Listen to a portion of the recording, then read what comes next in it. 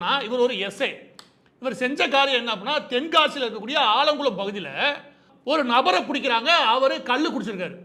எங்கேயா கல் குடிச்சிருன்னு கேட்டதுக்கு இந்த மணிகண்டன் அவர்கள் சம்பந்தப்பட்ட குடும்பத்தில் கை காட்டியிருக்காரு.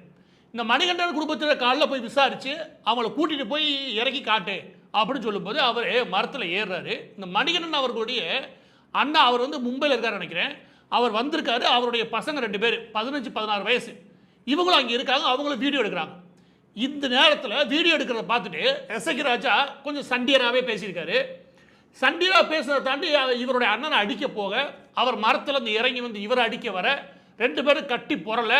கடைசியாக என்ன ஆகுது அப்படின்னா, இவருக்கு அடி வாங்குறாரு, அவர் அடி வாங்குறாரு. அந்த சண்டை முடிஞ்சதுமே அவர் எங்கேயும் ஓடி போகல. இதை கவனிக்கணும். மணிகண்டன் எங்கேயும் ஓடலை, அங்கேயும் நிற்கிறாரு. இவர் துப்பாக்கி எங்கேயும் விழுந்துச்சு தேடி எடுத்து அவனை சுட ஆரம்பிக்கிறார்.